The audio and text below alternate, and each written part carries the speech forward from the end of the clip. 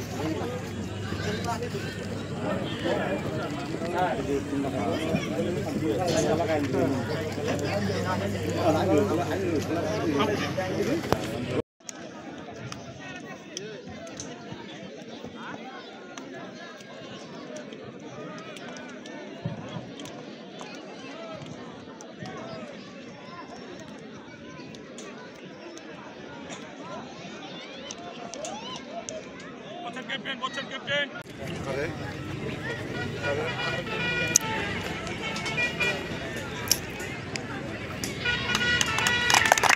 আমাৰ মাজত উপস্থিত আহি কেৰামত উল্লাহ আপোনাক ফিল্ডলৈ আহিবলৈ অনুৰোধ জনাওঁ সাদ্দাম হুছেইনে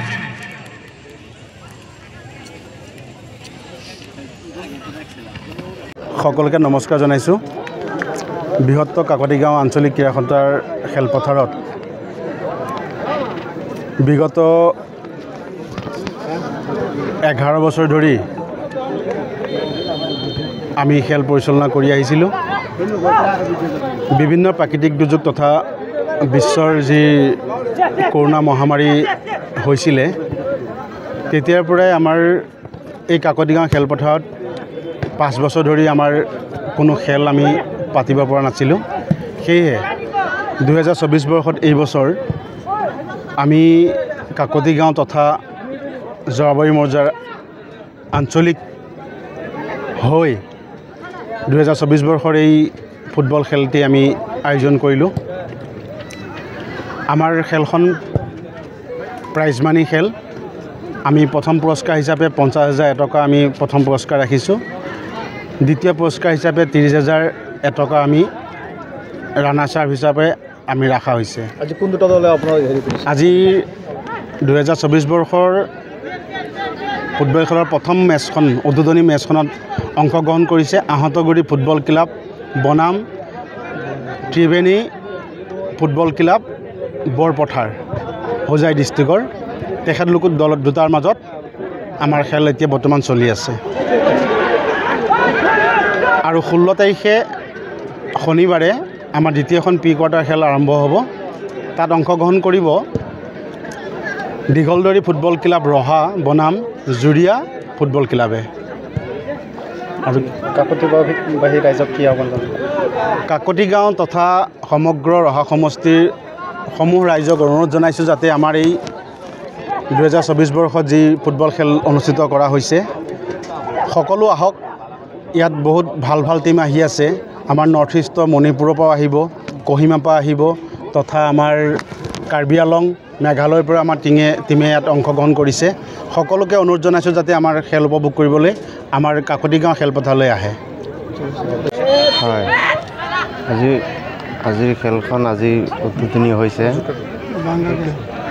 যোৱা 5 বছৰ ধৰি এইটো ফিল্ডত খেল আৰু চলা নাই আমাৰ এই খেলখন বৃহৎ আঞ্চলিক ভিত্তিৰ ফিল্ড এখন 5 বছৰ ধৰি খেল ইয়াত অনুষ্ঠিত হোৱা নাই এতিয়া বৰ্তমান এইবাৰ আমি অনুষ্ঠিত কৰিছোঁ সেয়েহে আমি সমূহ ৰাইজক যাতে আহি পেলাই খেলটো উপভোগ কৰে সেই আহ্বানেৰে আহ্বান কৰিছোঁ